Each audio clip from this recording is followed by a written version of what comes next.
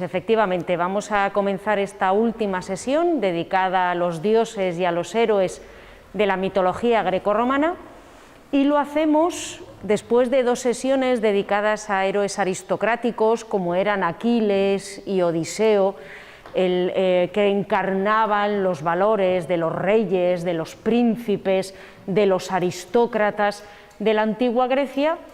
Nos vamos a ir a conocer un poco la biografía de Hércules, del Heracles griego, el Hércules romano, que frente a estos héroes aristocráticos que nos retrató Homero en la Ilíada y la Odisea, es exactamente lo contrario.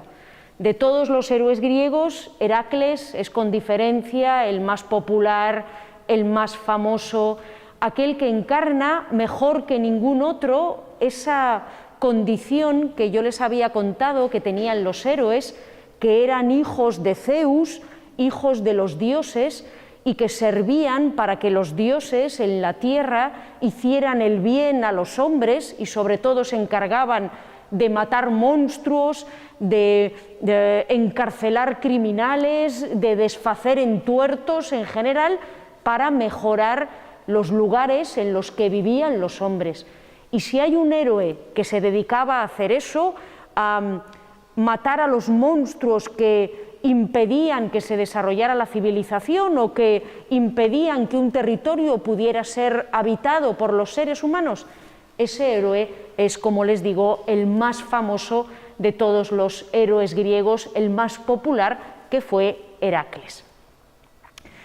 Esto significa también que si sobre el resto de héroes había multitud de leyendas y de narraciones, pero el cuerpo de su biografía aparecía contenido bien en la Ilíada, bien en la Odisea, en el caso de Heracles, al ser una figura tan tremendamente popular, la verdad es que hay narraciones acerca de él repartidas por la mitad del Mediterráneo. El héroe formó parte en todas las grandes empresas de los héroes griegos, recorrió todos los lugares de la cuenca del Mare Nostrum, y resulta muy difícil hacer una síntesis de las hazañas de este personaje, porque, como les digo, constantemente a lo largo de toda la antigüedad, incluida la época romana, se fueron generando nuevas historias, nuevas narraciones acerca de Heracles griego o Hércules romano.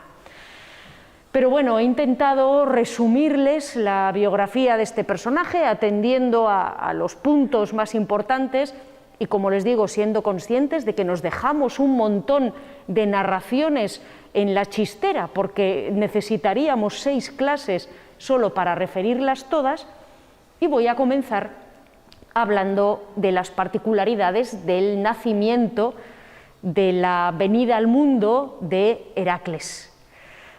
Como todos ustedes saben, todos los héroes griegos, o la inmensa mayoría, son hijos de un dios y de una mortal. Y un porcentaje muy importante son hijos de Zeus y de una mortal. Y cuando estuvimos hablando de Zeus, el señor del Olimpo, hablamos de un montón de sus distintos emparejamientos con diversas mortales. Sin embargo, de todas las uniones de Zeus, la que tuvo con la madre de Heracles, de la que se dice que fue la última vez que engendró a un héroe con una mortal, que Heracles fue ya el cierre, la guinda final, fue sin duda la más curiosa, la más singular. Había en Grecia una mujer llamada Alcmena, que había contraído matrimonio con un hombre llamado Anfitrión. Los dos provenían de la zona del Peloponeso, de hecho Heracles siempre va a estar muy ligado a la zona del Peloponeso, pero por una serie de coyunturas que no voy a detallar, vivían en la ciudad de Tebas, en la región de Beocia. Alcmena y Anfitrión habían contraído matrimonio, pero no lo habían consumado. Alcmena estaba pendiente de una venganza, de una afrenta que se le había hecho a su familia y no estaba dispuesta a unirse a Anfitrión hasta que esa afrenta hubiera quedado vengada.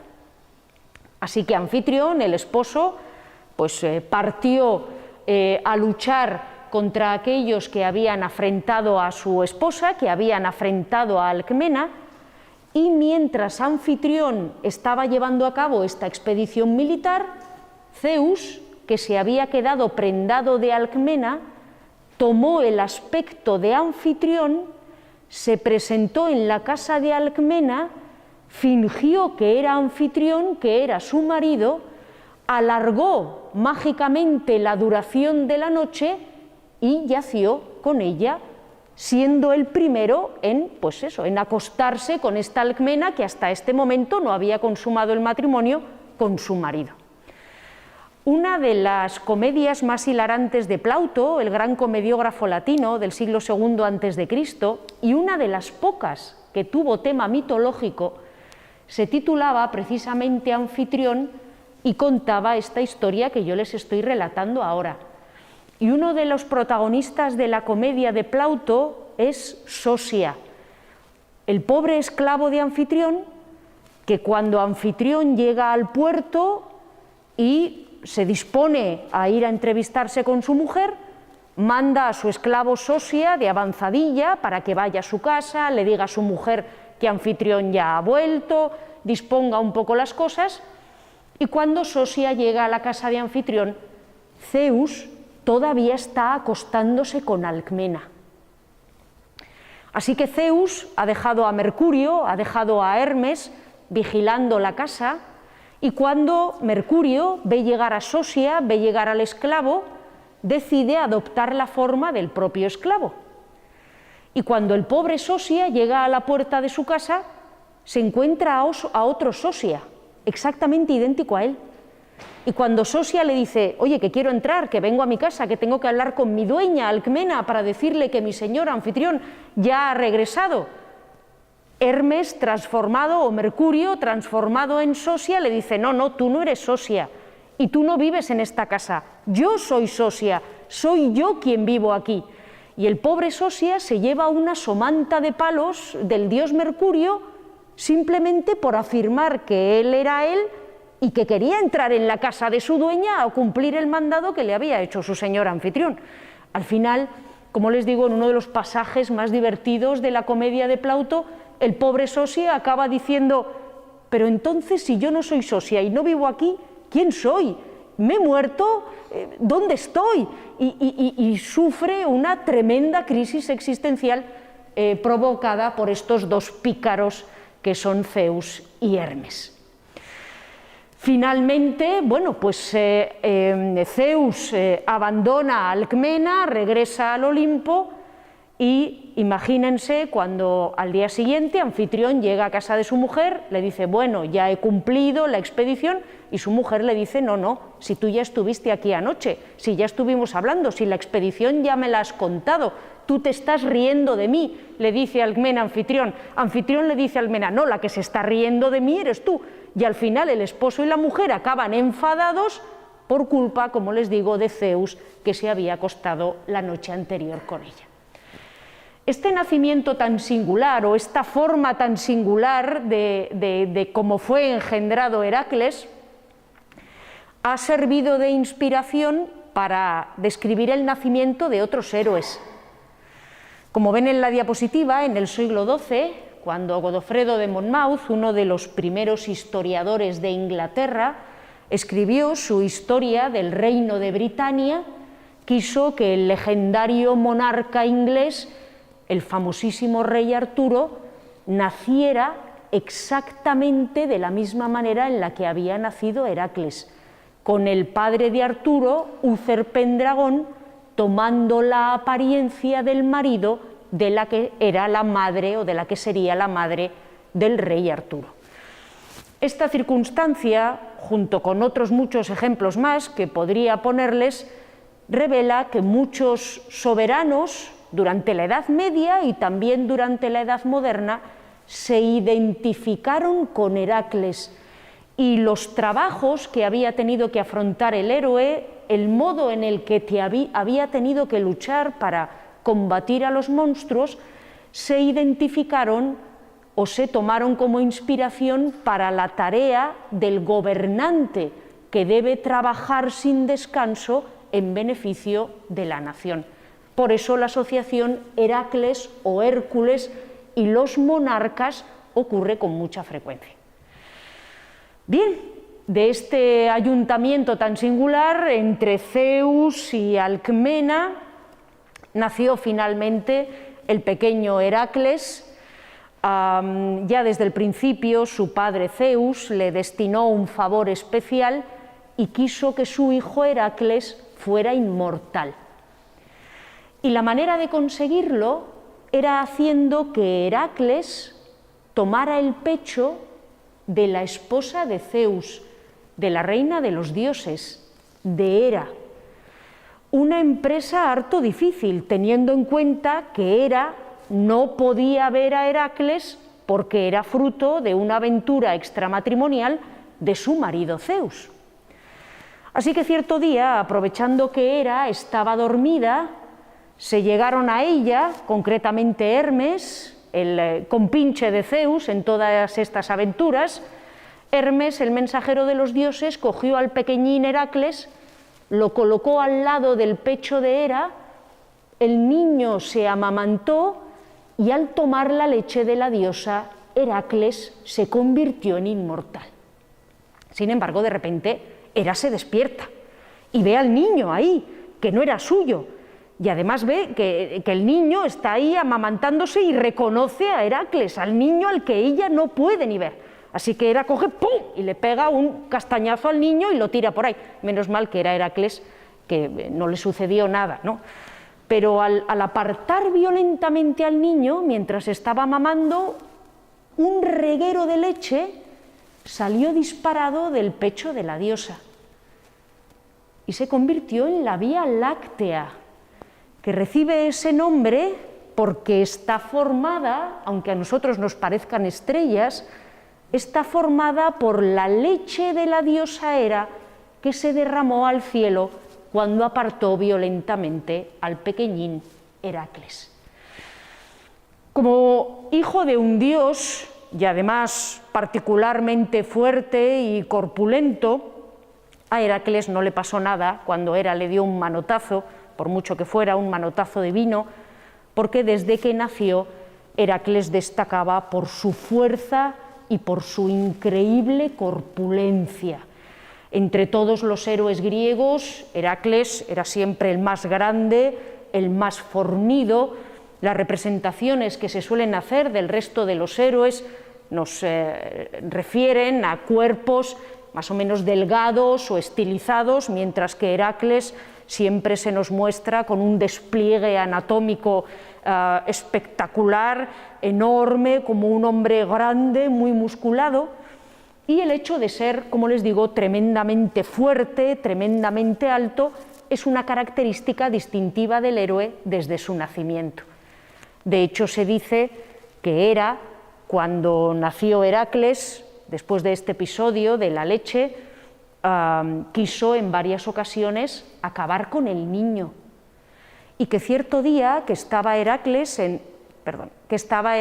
en su cunita junto con su hermano Ificles, que había nacido de la segunda noche en la que Anfitrión, el verdadero, llegó a casa de Alcmena y se acostó con su mujer y la dejó embarazada, de modo que Alcmena tuvo gemelos, uno de Zeus y otro de su marido, aunque ella se había acostado con Anfitrión, según sus sentidos, 2 noches seguidas. Como les digo, estaban Heracles y su hermanastro Ificles, cada uno en su cunita, y de repente Hera envió 2 enormes serpientes para que mataran a Heracles.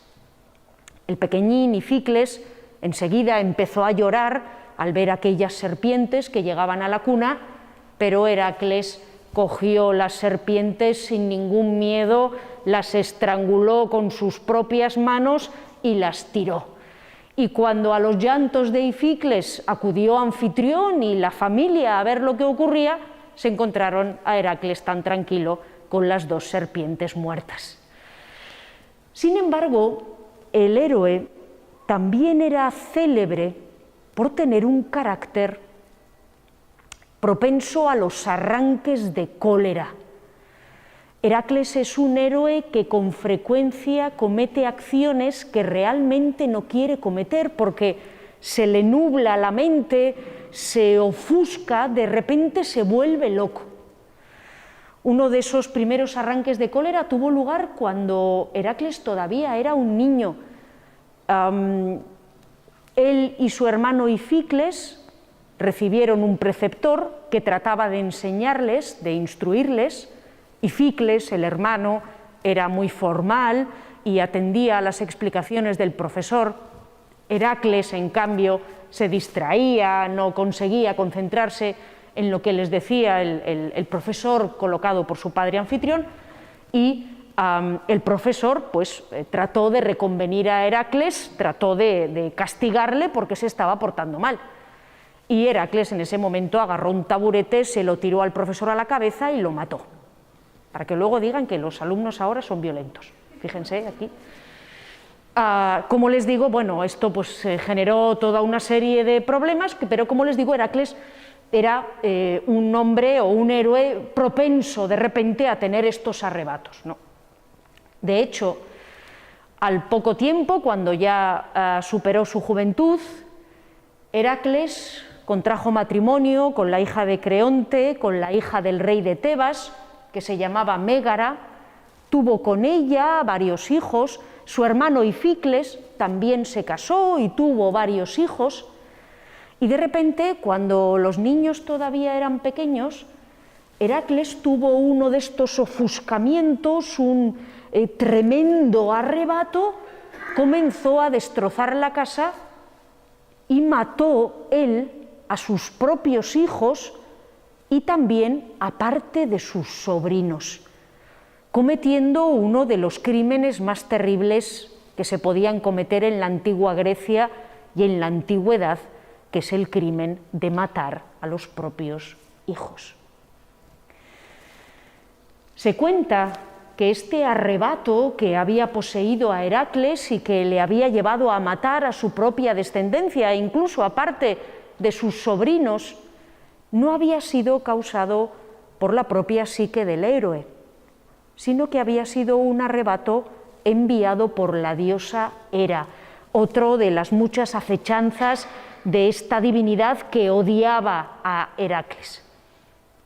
Se cuenta que Hera, desde antes de que Heracles naciera, ya estaba cavilando en el modo en el que podría conducir a este fruto de la infidelidad de su marido a la desgracia. Y que cuando Heracles no había todavía nacido, estaba una hermana de su madre embarazada de un primo de Heracles que se llamaba Euristeo, y que estaba previsto que Heracles naciera primero, a los 9 meses, y que su primo Euristeo naciera 2 meses después. Pero que Hera, como les digo, ya antes de que el propio Heracles naciera, había enviado a su hija Ilitía, la diosa de los partos, para que retrasara el parto de Heracles. Su mujer lo tuvo cuando Heracles ya llevaba 10 meses en el vientre materno. Tengan ustedes en cuenta que era un chicarrón, pues 10 meses de Heracles, más el hermano, y que Euristeo naciera 2 meses antes, que naciera solo con 7 meses, para que el primo, Euristeo, fuera mayor que Heracles y en consecuencia tuviera una cierta autoridad sobre él. Y se cuenta también que este arrebato que les he descrito y que llevó a Heracles a matar a sus niños había sido enviado por la propia diosa Hera para volver loco a Heracles, para que Heracles cometiera un crimen terrible que tuviera que expiar, que tuviera que pagar de alguna manera, y para que la manera de pagar ese crimen fuera colocarse durante 12 años al servicio de su primo, el que había nacido 2 meses antes que él, al servicio de Euristeo, que era el rey de Argos, una región en la zona del Peloponeso. Recuerden que les he comentado que Heracles siempre está muy relacionado con las casas reales del Peloponeso y con acontecimientos que tienen lugar en esta península.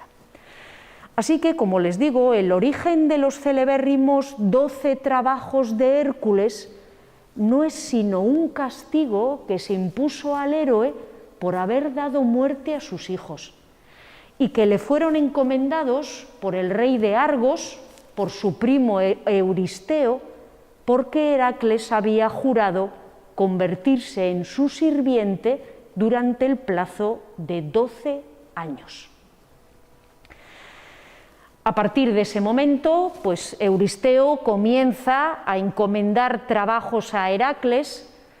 Yo en este punto les voy a pedir que ustedes, que seguro que tienen un montón de trabajos en la cabeza, de trabajos de Heracles me refiero, de los otros también, pero seguro que tienen un montón de trabajos de Heracles en la cabeza, les voy a pedir que intenten hacer un recuento mental, a ver de cuántos se acuerdan y a ver cuántos coinciden con los que vamos a ir relatando en la conferencia, ¿de acuerdo? A ver cuántos de los 12 son ustedes capaces de acertar.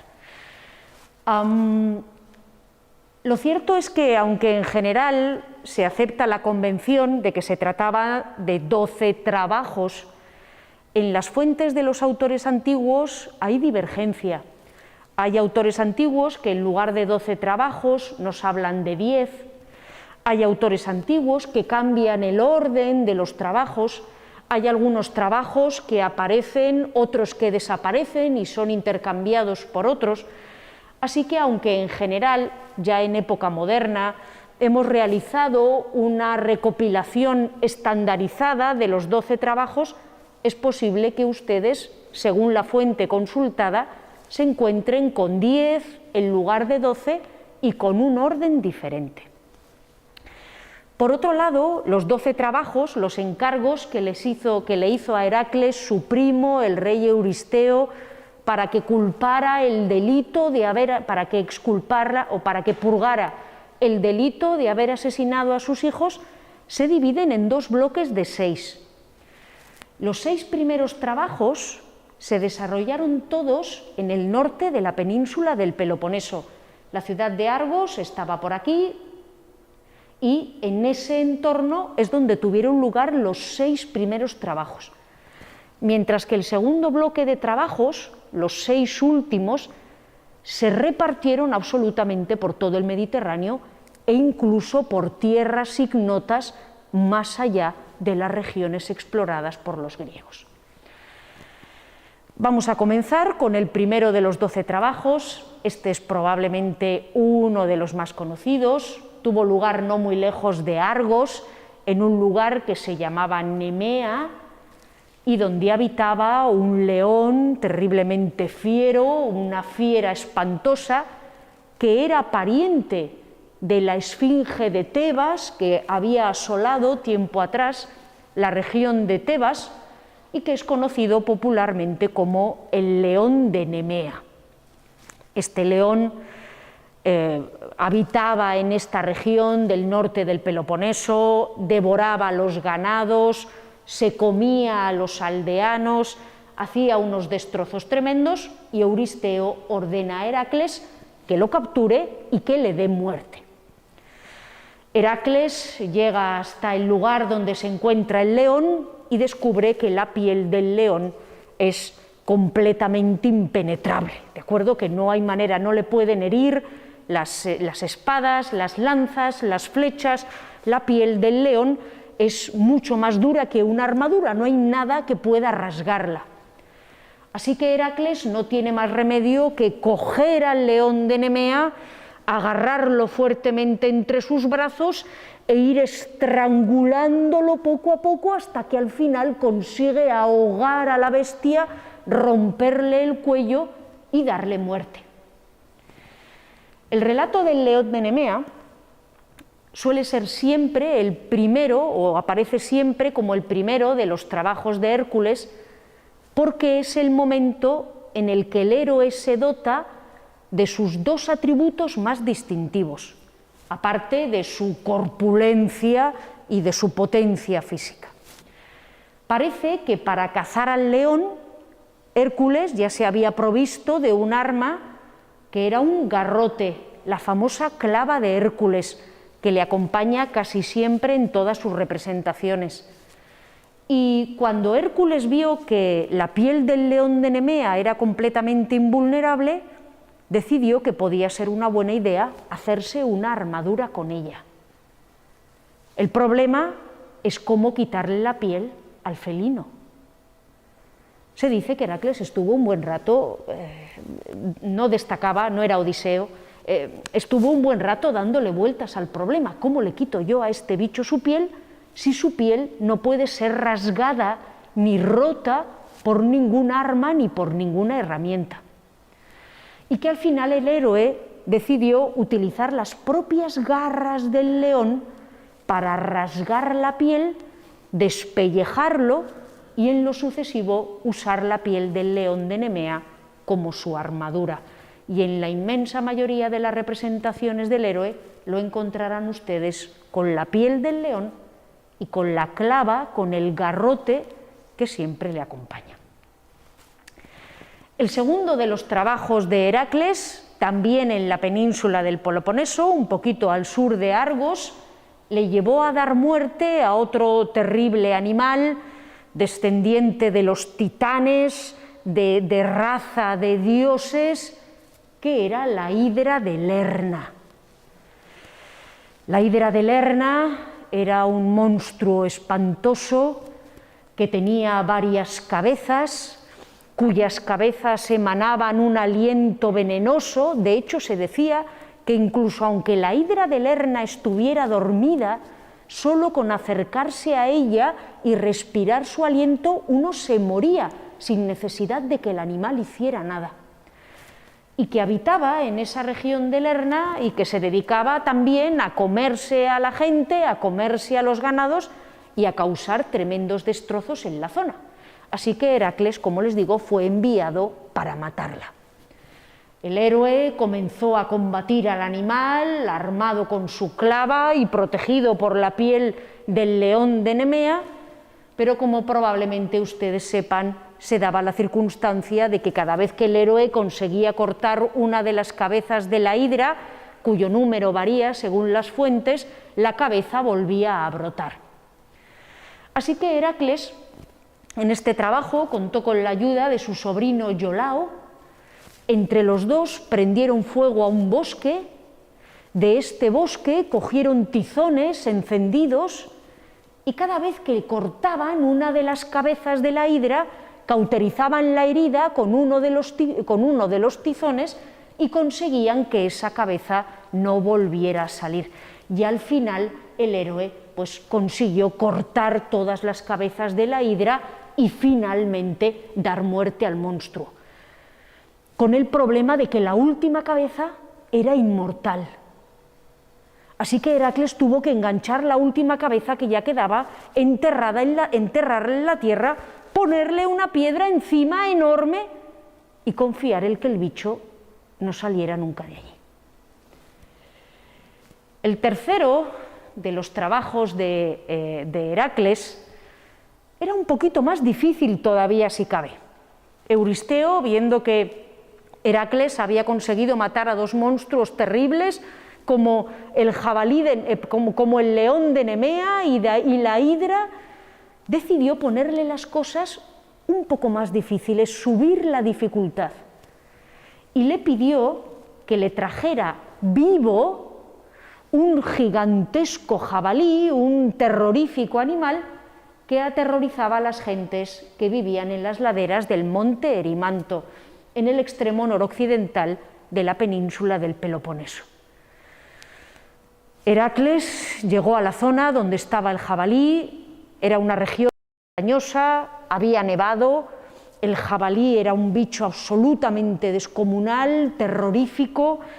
Heracles, en primer lugar, localizó su cueva y consiguió hacerle salir.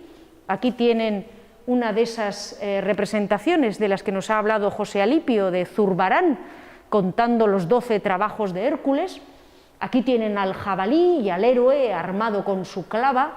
Como les digo, consiguió hacerle salir y, aprovechando que el terreno en las laderas del monte Erimanto estaba nevado, Heracles hizo correr al jabalí por la nieve, lo persiguió, y cuando el jabalí ya estaba exhausto de correr por ese terreno, consiguió atraparlo y llevárselo a cuestas, como vemos en esta imagen que aparece al fondo del cuadro de Zurbarán.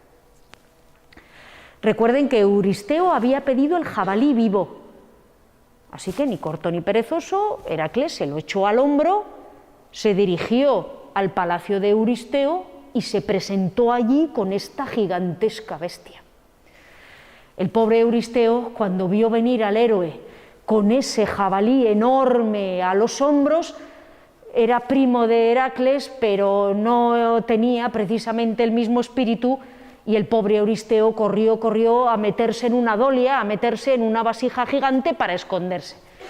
Y aquí tienen ustedes al pobre Euristeo metido en la vasija gigante, aterrorizado, muerto de miedo, y a Heracles diciéndole: mira, ¿quieres el jabalí? Pues aquí te lo traigo, aquí lo tienes. Y el pobre Euristeo diciendo: por favor, aleja a esa bestia de mí. No.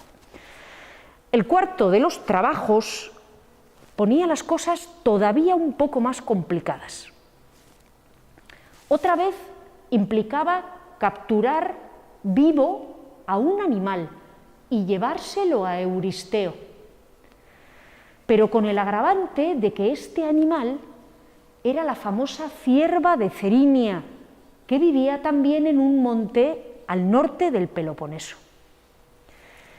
El problema era que la cierva de Cerinia formaba parte de una manada de 5 ciervas más grandes que un toro, que tenían los cuernos de oro y que habían sido halladas por la diosa Artemis, la diosa de la caza. Artemis había cogido 4 de las ciervas, las había ungido a su cuadriga, y Artemis recorría el mundo en un carro tirado por las 4 ciervas, y había dejado una última, la quinta, la cierva de Cerinia, libre. Pero como se trataba de un animal que pertenecía a la diosa Artemis, era un animal sagrado. No se le podía matar, no se le podía herir, e incluso tocar a la cierva de Cerinia se consideraba un sacrilegio y una afrenta a la divinidad. Así que, como ven, Euristeo cada vez le va poniendo a Heracles las cosas un poco más difíciles. Heracles comienza a perseguir a la cierva. La cierva no solo era más grande que un toro, sino que corría con una velocidad tal que era completamente imposible alcanzarla. Heracles pasó un año siguiendo a la cierva de Cerinia mientras pensaba, le daba vueltas al asunto de a ver cómo iba a conseguir atrapar al animal, y finalmente, después de que el héroe se tirara un año corriendo detrás de ella, la cierva de Cerinia empezó a dar ciertas muestras de cansancio. Heracles le lanzó una flecha, la hirió, el animal quedó debilitado y el héroe por fin pudo atraparla. Pero claro, en el momento en el que Heracles echó mano de la cierva, se presentaron Apolo y su hermana Artemis, la diosa de la caza, la dueña en último término del animal, y le preguntaron a Heracles que qué rayos estaba haciendo, que cómo se atrevía a herir a una cierva sagrada, propiedad de la diosa Artemis, y que cómo se le ocurría siquiera llevársela. El héroe no perdió el ánimo y les explicó a las dos divinidades que él estaba cumpliendo un castigo porque había matado a sus hijos, que se lo había ordenado el oráculo de Delfos, que estaba al servicio de su primo Euristeo y que esta era una tarea impuesta por el rey de Argos. Y los dos dioses, Apolo y Artemis, al oír las explicaciones del héroe, le dijeron, bueno, de acuerdo, no hay problema. Y le dejaron llevarse la cierva, enseñársela a Euristeo, luego el animal volvió a quedar libre, y completar el cuarto de sus trabajos. El quinto trabajo, estamos llegando ya al final de la primera serie de trabajos del héroe, el quinto trabajo era todavía un poco más complicado. Había que acabar con unas aves espantosas que, huyendo de los lobos, se habían refugiado en un bosque en las inmediaciones del lago Estínfalo. Estas aves en este bosque se habían multiplicado enormemente, empezaban a comerse las cosechas y a causar enormes destrozos a los campesinos de la zona. Y además, según algunas leyendas, cuando los campesinos trataban de acabar con estos bichos, las aves tenían unas plumas tan duras que cuando las tiraban encima de los campesinos les caían como si se tratara de una flecha o de un venablo y les herían como si las plumas estuvieran hechas de metal. Así que no había manera de acabar con esta plaga.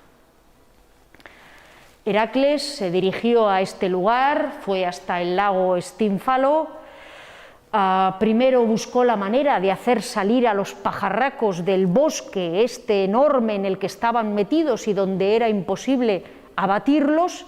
Heracles fabricó una especie de castañuelas que hacían un ruido espantoso y se dedicó a moverlas por las inmediaciones del bosque, dándoles un susto tremendo a los pájaros que salieron espantados de la foresta, y cuando los pájaros salieron volando al ruido de las castañuelas de Heracles, Heracles no tuvo más que coger un arco y abatirlas una tras otra.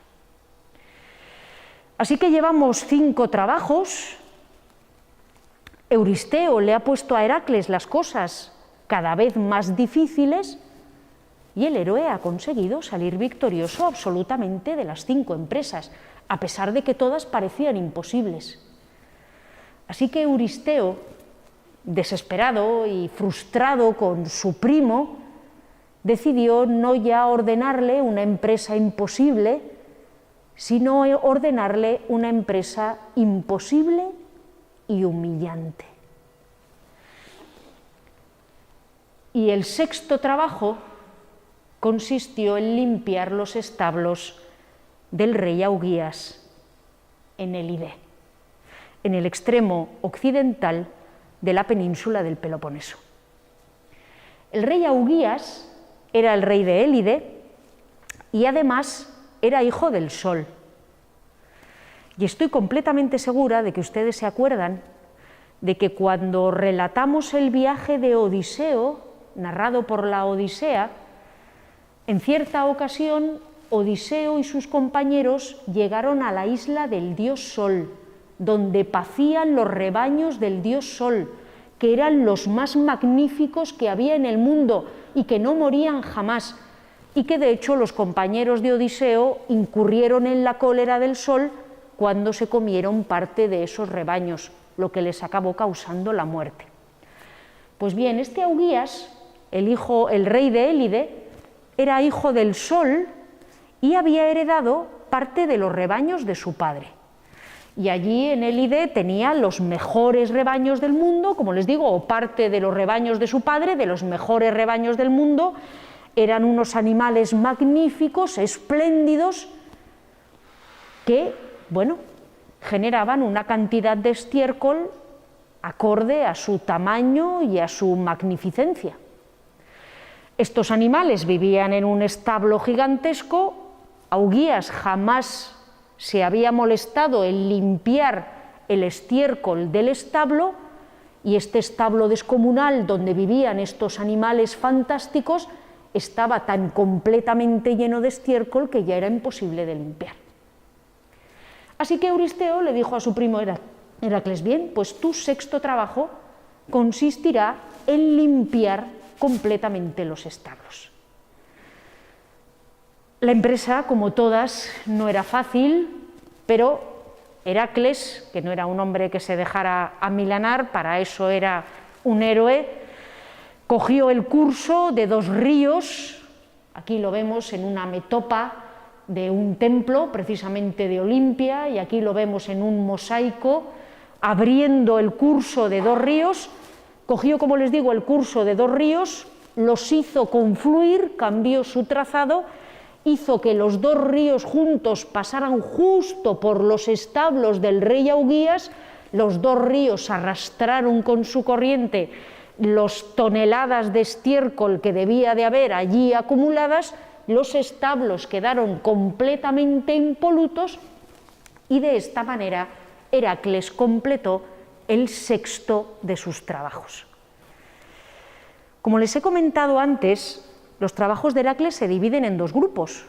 El primero, que les acabo de describir y que transcurre en su totalidad en la península del Peloponeso, y el segundo, que es mucho más fantástico, si cabe, que implica a criaturas y a objetos mucho más extraordinarios y que lleva además a Heracles a recorrer el mundo entero conocido.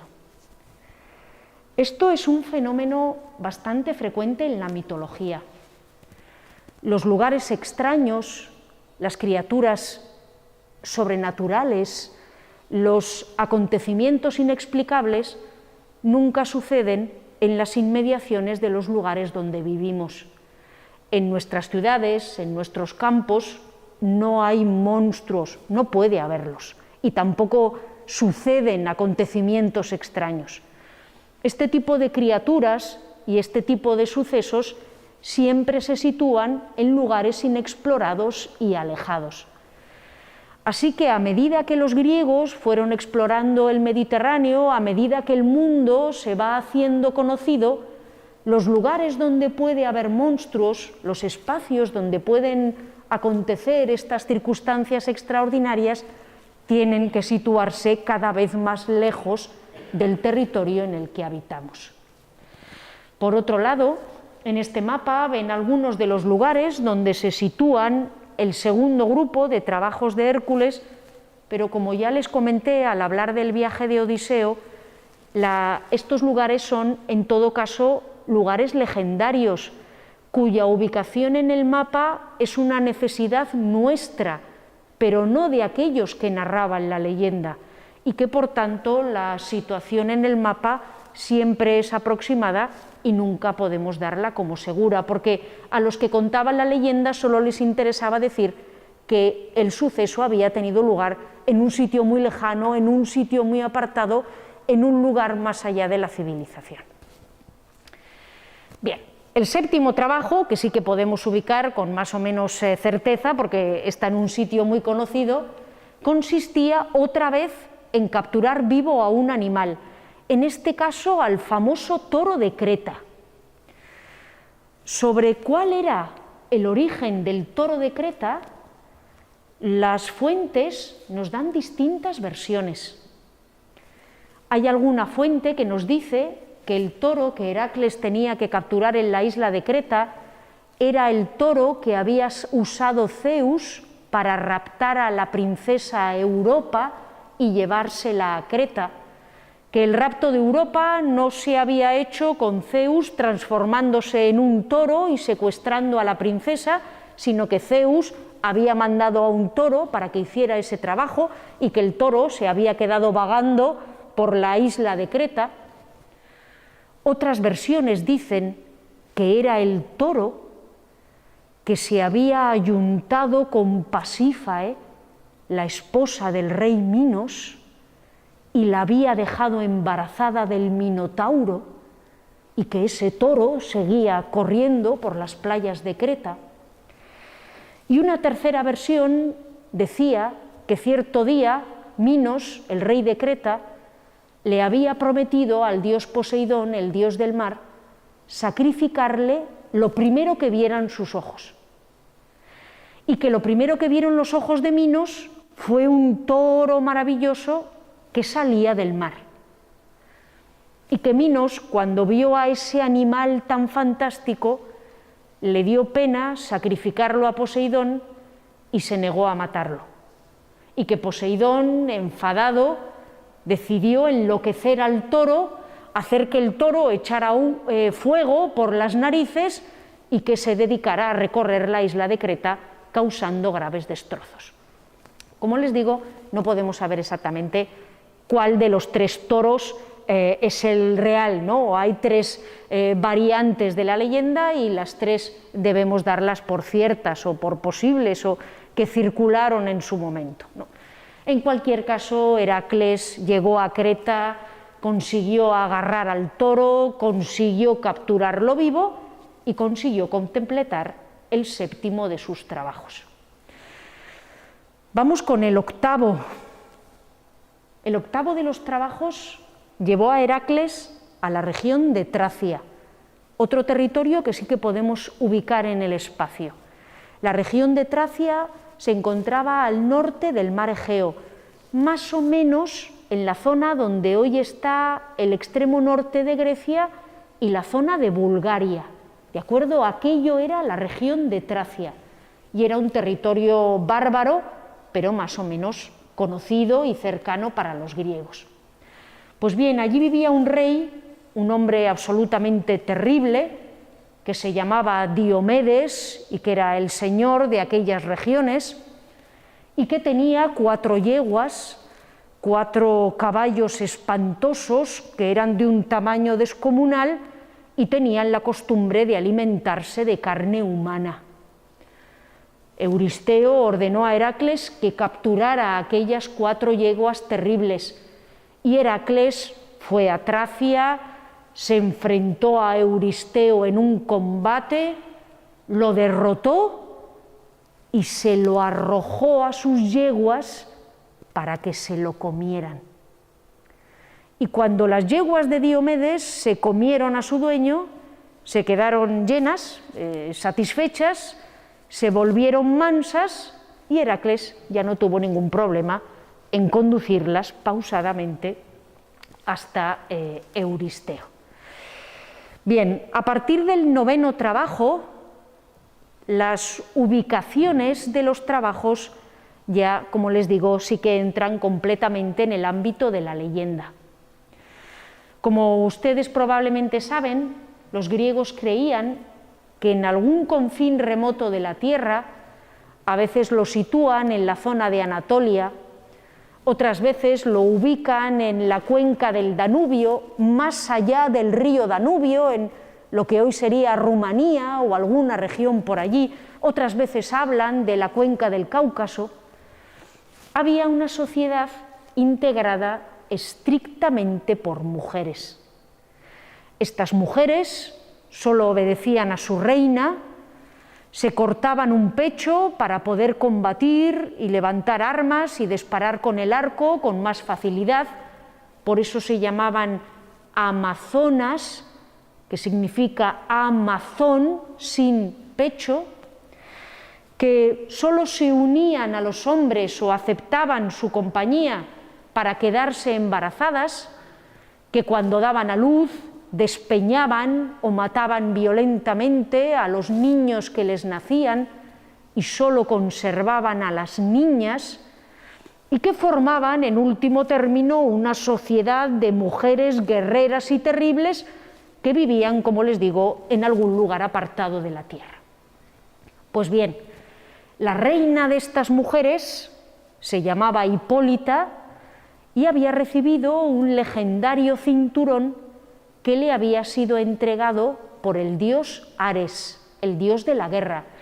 Pues el dios de la guerra, Ares, sentía un especial fervor o una especial simpatía por estas mujeres que eran bárbaras y se dedicaban precisamente a hacer la guerra. Así que Euristeo le encomendó a Heracles viajar al país de las Amazonas, donde quiera que se encontrara, y conseguir el cinturón de Hipólita para regalárselo a la hija de Euristeo, a la princesa de Argos.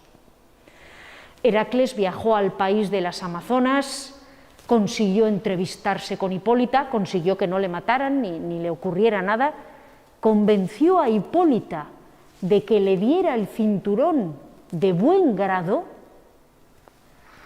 y cuando ya Heracles se marchaba con el cinturón de la reina de las Amazonas, sin haber tenido que matar a nadie, Hera, su archienemiga, adoptó la forma de una amazona, convenció a las amazonas de que Heracles las estaba engañando, de que las estaba traicionando, hizo que las amazonas atacaran al héroe y Heracles entonces dio muerte a la reina de las Amazonas, dio muerte a Hipólita.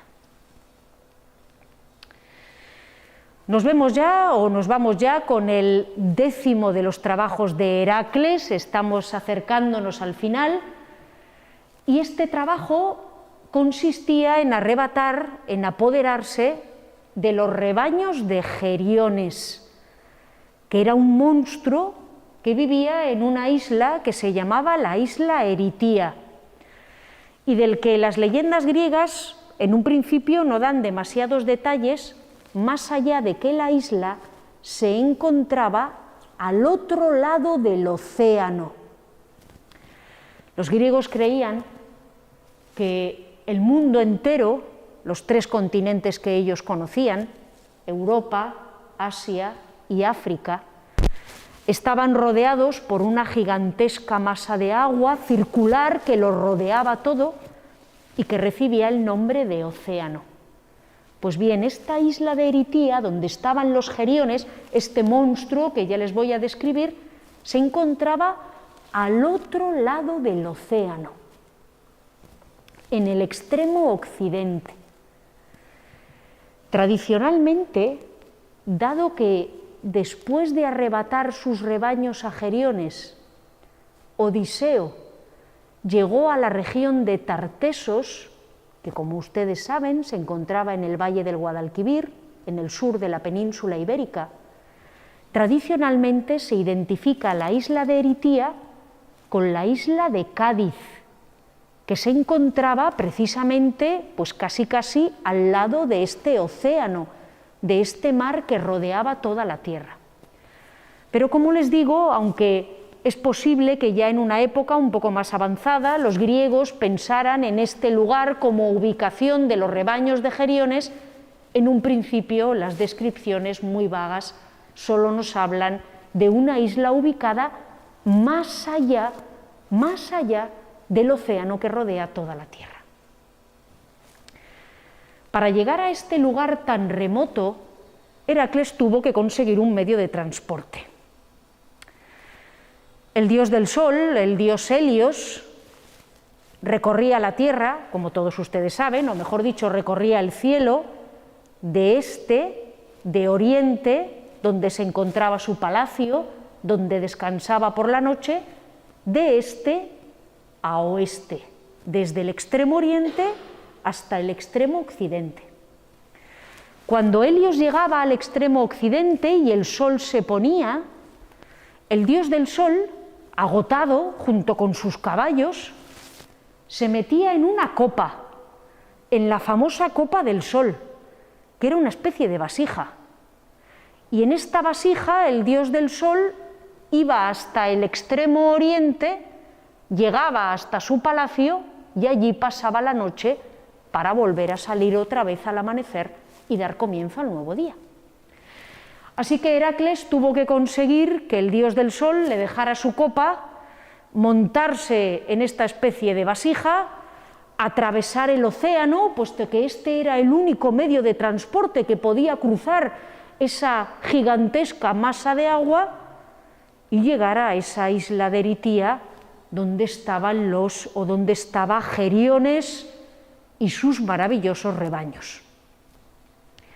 A Geriones le llamaban así en plural porque era un gigante monstruoso, un tipo que además de tener un tamaño completamente descomunal, de la cintura le salían 3 torsos, y cada torso tenía 2 brazos y una cabeza, y era tremendamente fiero. Y además tenía un perro, Orto, que era un monstruo espantoso, y un boyero que le ayudaba a custodiar los rebaños. Y Heracles tuvo que enfrentarse al perro, tuvo que enfrentarse al boyero, tuvo que enfrentarse al gigante Geriones con sus 3 cuerpos y sus 6 brazos, y después de derrotarlos a todos, se apoderó de los rebaños de Geriones y emprendió el regreso a la Hélade. En este regreso de Hércules con los rebaños de Geriones a la Hélade se ambientan un montón de leyendas secundarias relacionadas con el héroe, que le hacen visitar los lugares y los sitios más variopintos que ustedes se puedan imaginar. Pero de todas esas leyendas, yo simplemente me voy a quedar con 2 que a nosotros nos interesan mucho por proximidad geográfica.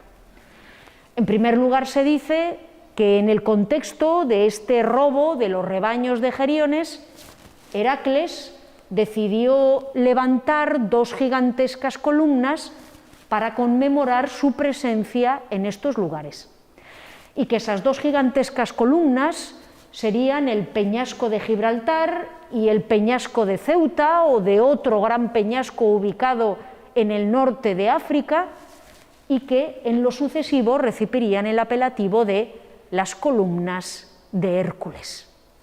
Además de levantar estas 2 grandes montañas en los 2 extremos del estrecho de Gibraltar, Hércules, con los rebaños de Geriones, habría llegado hasta la zona del norte de España, hasta la zona entre España y Francia. Y allí habría conocido a una chica, la hija de un reyezuelo local, que se llamaba Pirene. Y Hércules, en uno de estos arrebatos suyos, habría violado a Pirene, a esta chica. La chica, pues conmocionada por lo que le acababa de suceder, se echó a correr por los montes, la encontraron unas fieras y le dieron muerte.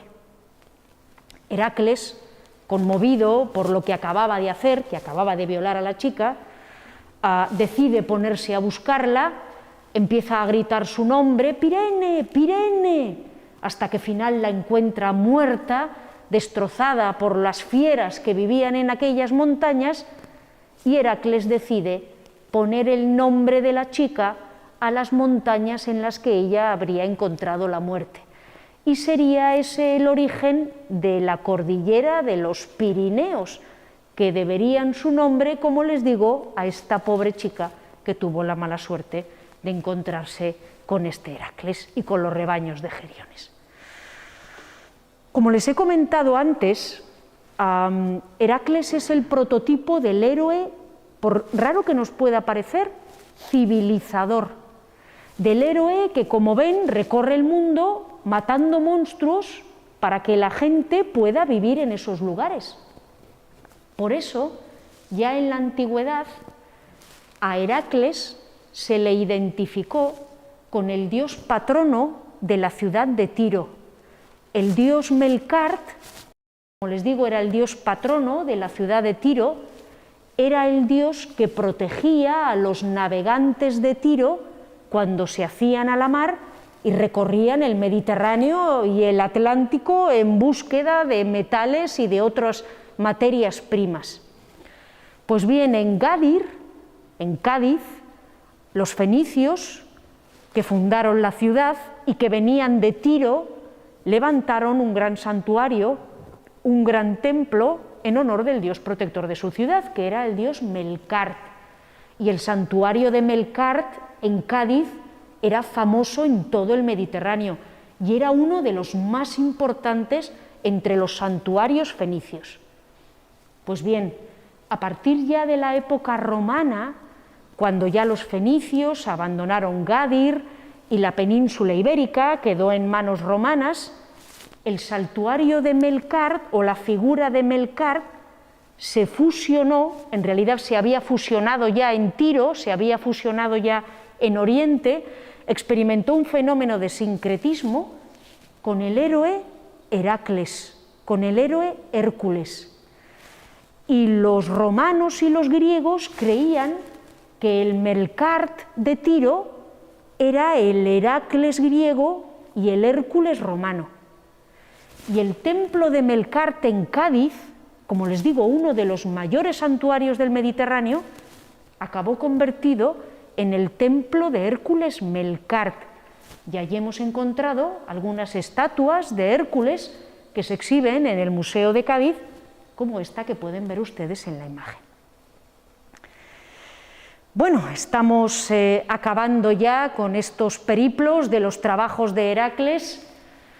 El 11º trabajo, a la vista de que Heracles ya había ido desde la tierra de las Amazonas, donde quiera que se encontrara, hasta el extremo occidente, ya había abarcado todos los confines del mundo.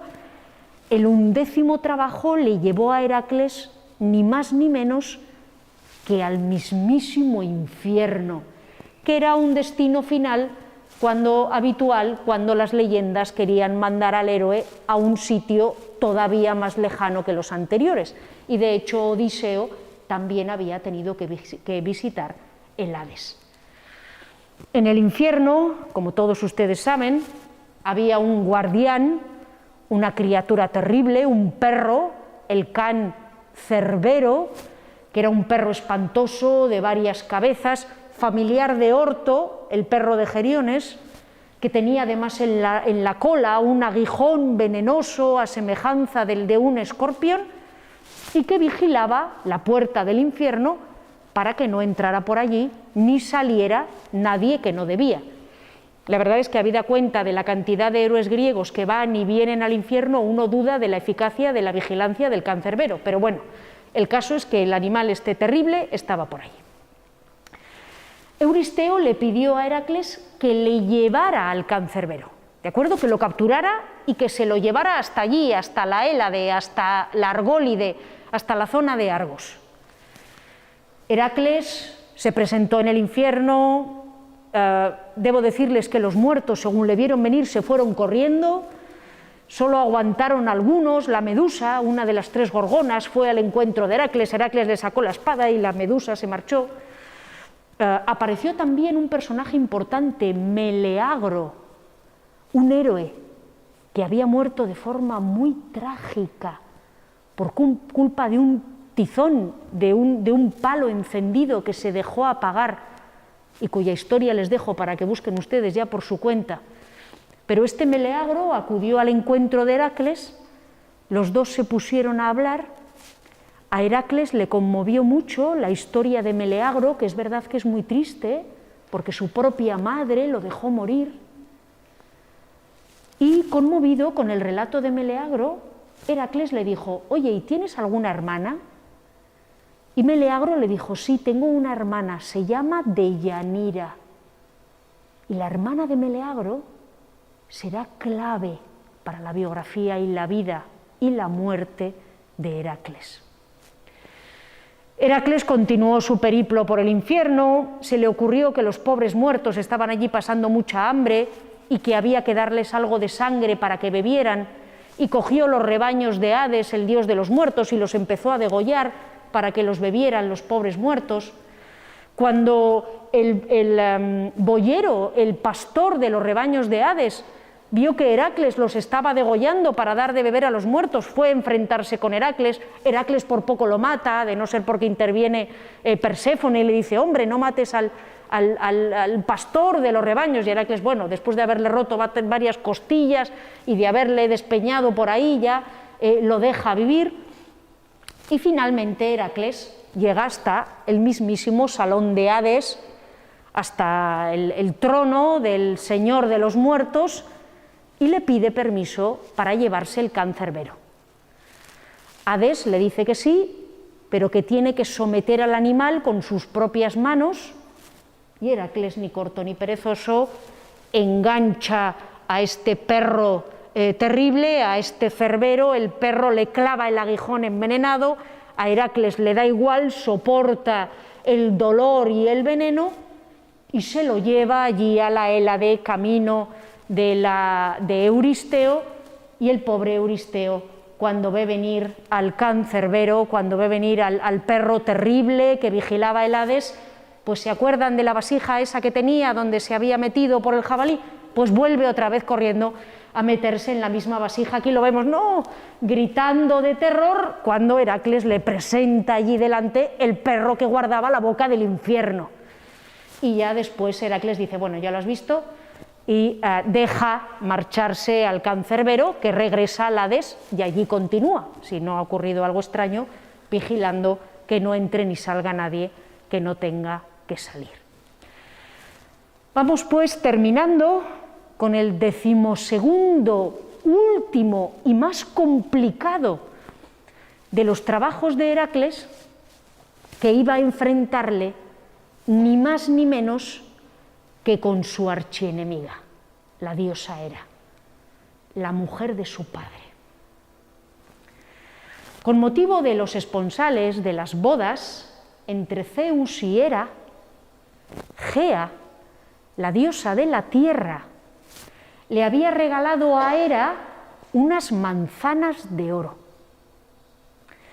Y a Hera, la reina de los dioses, esas manzanas de oro le habían parecido tan maravillosas que las había plantado en su jardín. Y las manzanas habían dado origen a un árbol fantástico que producía más manzanas de oro. Como estas manzanas de oro eran distraídas con mucha frecuencia por las hijas de Atlas, un titán encargado de sostener el cielo sobre nuestras cabezas, si no se nos ha caído el cielo encima, deben ustedes saber que es porque hay un titán por ahí que está sujetando el cielo, toda la esfera celeste sobre sus hombros. Como las hijas de Atlas, de este titán que sostenía el cielo y que vivía muy cerca del jardín de Hera, solían ir a robar las manzanas de oro del jardín. Hera había encomendado a 3 ninfas y a un dragón, que es esta serpiente, no muy atemorizante, pero bueno, esta serpiente es el dragón y estas son las 3 ninfas que lo vigilaran. Las 3 ninfas se llamaban Hespérides, por eso el jardín se llamaba el Jardín de las Hespérides, y el nombre significa las ninfas del ocaso. Y de hecho los nombres que tenían las distintas ninfas hacían referencia a la tonalidad que va adquiriendo el sol cuando se pone en el horizonte. Por eso, aunque la mitología griega no es muy específica al decir dónde se encontraba el jardín de las Hespérides, y de hecho algunos relatos hablan de la región de los hiperbóreos, que estaba en el extremo septentrional de la tierra, como las 3 ninfas que custodiaban el jardín eran las ninfas del ocaso, y el sol, como ustedes saben, se pone por el oeste, en el extremo occidente, el jardín de las Hespérides tiende a situarse en el extremo noroccidental de África, en torno a lo que nosotros llamamos la cordillera de Atlas. Pues bien, Heracles emprendió el camino al jardín de las Hespérides para robar las manzanas de oro. En primer lugar tenía que localizar el jardín, esto ya le costó muchísimo averiguar dónde rayos se encontraba. Después tenía que averiguar una manera de robarle las manzanas a su madrastra, tarea que no era fácil, y en eso contó con la inestimable ayuda de Prometeo. Prometeo, este caballero que ven ustedes aquí, era un titán que había robado el fuego a los dioses y nos lo había dado a nosotros, a los hombres, para que dejáramos de temer a la oscuridad y para que pudiéramos calentarnos en invierno. Y por eso los dioses habían condenado a Prometeo a estar eternamente encadenado en el Cáucaso y a que a un animal le comiera el hígado durante el día, y el hígado se le regeneraba por la noche y a la mañana siguiente el pájaro volvía otra vez a comerle el hígado, de tal manera que los días de Prometeo por toda la eternidad debían de consistir en que un animal le comiera el hígado. Heracles llegó por allí, se encontró con Prometeo encadenado. Heracles le preguntó por el jardín de las Hespérides. Heracles ya sabía dónde estaba, pero estaba tratando de averiguar el modo de conseguir las manzanas. Prometeo le dijo a Heracles: debes pedir la ayuda de Atlas, el titán que sostiene la esfera celeste, que él robe las manzanas y no tú, pues tú no serías capaz ni de burlar a las ninfas ni de derrotar al dragón, tal es el poder que tienen. Y Heracles, agradecido por estos consejos de Prometeo, es el que lo libera de este castigo eterno, el que rompe sus cadenas y deja que el pobre titán abandone el Cáucaso. Heracles efectivamente se llegó hasta donde estaba Atlas, sujetando el cielo sobre sus hombros. Le pidió que consiguiera para él las manzanas del jardín de las Hespérides. Atlas accedió. Atlas entonces cogió el cielo entero, se lo pasó a Heracles, y Heracles era tan fuerte que se quedó sujetando el cielo sobre sus hombros, mientras Atlas iba a coger las manzanas, derrotaba al dragón, burlaba a las ninfas y se apoderaba de tres manzanas de oro. Y cuando Atlas regresó a donde se encontraba Heracles sosteniendo el cielo, Atlas, que por fin se había podido quitar ese peso de encima, que por fin había podido vagar con cierta libertad, Atlas se resistía a volver a quedar por toda la eternidad sosteniendo el cielo sobre sus hombros. Así que Atlas le dijo a Heracles que, que lo había pensado mejor y que sería él, Atlas, quien le llevara las manzanas a Euristeo, y que Heracles se quedara sosteniendo el cielo sobre sus hombros. Las perspectivas para Heracles no eran buenas, pero aún así el héroe le dijo al titán: de acuerdo, yo me quedo sosteniendo el cielo, pero cuando me lo dejaste la otra vez, me lo dejaste un poco mal colocado porque era provisional. Ahora que me voy a quedar aquí, quién sabe cuánto, por favor, ayúdame a colocarlo bien sobre mis hombros. Atlas accedió, dejó las manzanas en el suelo, se colocó al lado de Heracles, empezaron los dos a maniobrar y en un momento de despiste Heracles le pasó el cielo a Atlas. Atlas lo volvió a coger, Heracles cogió las manzanas del suelo y salió corriendo de allí. Y el pobre Atlas ahí sigue, de momento, si no se ha caído el cielo, ahí sigue sujetándolo impertérrito. Heracles, por tanto, partió, llegó a Euristeo, con las 3 manzanas del jardín de las Hespérides, se las entregó a Euristeo. Esto significaba el final de los 12 trabajos, había purgado su culpa, ya había pagado el crimen terrible que cometió matando a sus hijos y a sus sobrinos, y Heracles por fin era libre de volver a vivir, de recuperar su vida. ¿Se acuerdan ustedes de Meleagro, el héroe que Heracles encontró en el infierno y al que le preguntó si tenía una hermana soltera y casadera? Pues Heracles se acordó de la hermana de Meleagro, se acordó de Deyanira, fue a su encuentro, pidió su mano, se casaron y fueron muy felices. Pero cierto día, Heracles y Deyanira iban a cruzar un río. Y ese río no tenía barquero, tenía centauro. Había un centauro que se llamaba Neso y que en ese río hacía de barquero, cruzaba a los que querían cruzar en su lomo. Bueno, Heracles pues se montó en el lomo del centauro y Neso lo pasó al otro lado. Pero cuando se montó Deyanira, la esposa de Heracles, los centauros, que eran criaturas monstruosas, mitad hombre, mitad caballo, tremendamente libidinosas, fácilmente prisioneras de sus pasiones, El centauro Neso, al ver a la hermosa esposa de Heracles, cogió a Deyanira y allí delante de su marido la intentó violar. Se pueden ustedes hacer una idea de la reacción de Heracles. Inmediatamente cogió su arco, le tiró un flechazo al centauro, lo dejó medio muerto. Neso empezó a agonizar en la orilla y cuando Neso se moría le pidió a Deyanira que por favor que se acercara.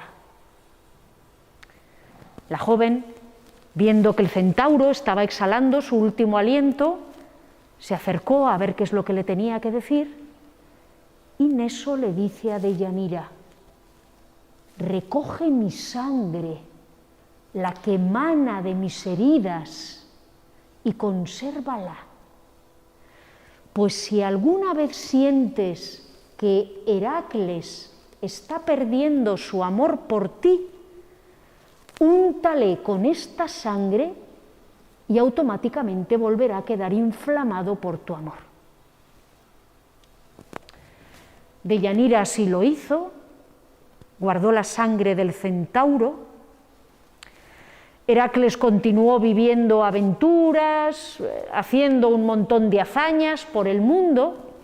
Deyanira se quedó en el hogar familiar y en cierta ocasión Deyanira oye que Heracles ha pedido la mano de otra mujer de la que está enamorado. Deyanira entonces recuerda las palabras de Neso, el centauro, y cuando Heracles le pide a Deyanira que le envíe una túnica nueva para llevarla en una celebración por una de sus victorias, Deyanira coge la túnica de Heracles y la embadurna con la sangre del centauro Neso. La túnica le llega a Heracles y cuando Heracles se pone la túnica de Neso, a medida que la túnica va tomando contacto con la piel, se va calentando, la túnica empieza a arder, quema la piel de Heracles, Heracles intenta separarla de su cuerpo. Cada vez que se quita la túnica o un trozo de túnica, la túnica que ya está pegado a la piel le arranca un pedazo de piel. Los dolores del héroe son completamente insoportables, no sabe cómo apagar el fuego, se arroja a un río, el río se convierte en agua hirviente. Dicen los griegos que ese es el origen de la fuente de las Thermopylae, las fuentes, las puertas calientes, donde había un manantial que emanaba efectivamente agua caliente, porque el pobre Heracles se había metido en ese lugar para quemar el fuego de la túnica de Neso, y cuando finalmente Heracles ve que ya está abocado a morir abrasado, hace testamento, levanta una pira funeraria. Las maderas de la pira funeraria comienzan a arder al contacto con la túnica y con la piel inflamada del héroe, y Heracles arde por completo en esta pira que él mismo ha levantado. Sin embargo, ustedes saben que Heracles es un dios y que Heracles había bebido la leche de Hera, que había sido amamantado por la esposa de Zeus y que por tanto era inmortal. Aunque el centauro Neso había querido vengarse del héroe, al quemarle con esta túnica envenenada, lo que había hecho era solo quemar la parte mortal de Heracles, que ahora había quedado ya solo, convertido en un dios, al perder, como les digo, toda la parte de él que era mortal. Heracles experimentó entonces una apoteosis, fue elevado al Olimpo en el carro de los dioses, allí se unió al resto de los inmortales, le concedieron la mano de la diosa de la juventud, de la diosa Hebe, y todavía está ahí en el Olimpo Heracles casado con la diosa de la juventud y disfrutando de la existencia dichosa, afortunada e inmortal que se había ganado con sus 12 trabajos y con todos los sufrimientos de su vida. Y con este final feliz para el héroe, no solo terminamos la conferencia de hoy, sino que también acabamos este ciclo dedicado a los dioses y a los héroes de la mitología griega. Muchísimas gracias a todos.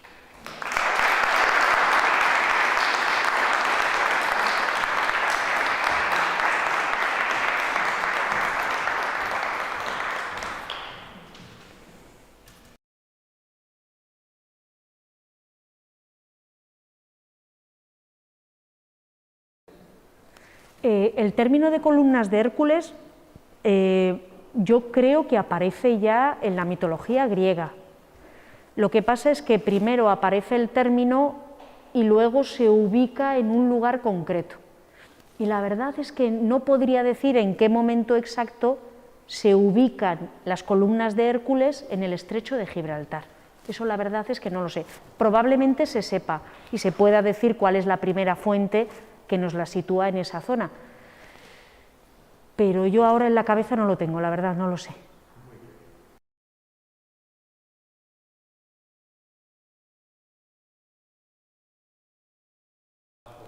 Sí, Heracles es un personaje con una doble variante, o con una triple, me atrevería a decir. Por un lado, es un héroe civilizador, como hemos comentado antes, que despeja los lugares de monstruos.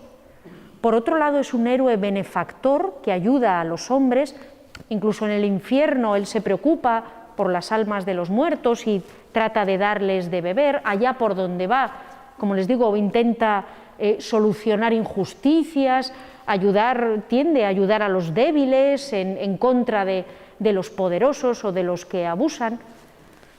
Y en tercer lugar, Heracles tiene otra variante, otra vertiente, que es un héroe muy humano, a pesar de su condición, a pesar de que es el héroe más grande de todos, es un héroe muy humano, al que le suceden muchísimas tragedias, que sufre mucho a lo largo de su vida, incluso su muerte es absolutamente espantosa, fruto de este engaño que hace el centauro a su mujer.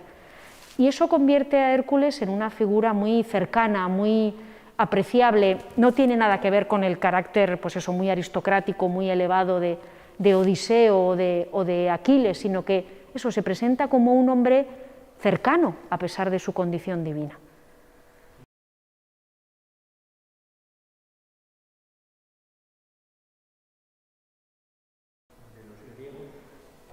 Yo diría que no.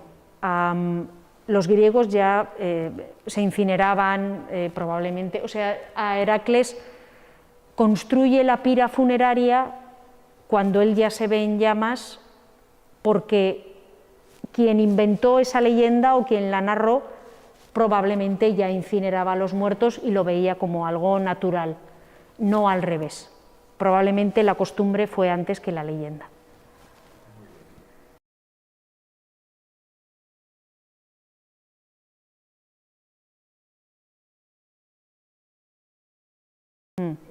Sí, efectivamente, así es. Entre los cristianos, Heracles también es una figura, sabiendo que es un héroe mitológico, también es una figura popular, porque efectivamente los trabajos de Hércules y su sufrimiento son redentores, le redimen de sus pecados, y los cristianos ven en esa penitencia que tiene que hacer el héroe algo similar a las enseñanzas del cristianismo. Así que eso hace que Heracles siga siendo una figura tremendamente popular durante la Edad Media, durante la Edad Moderna, y de la que se extraen, entre comillas, muchas enseñanzas morales.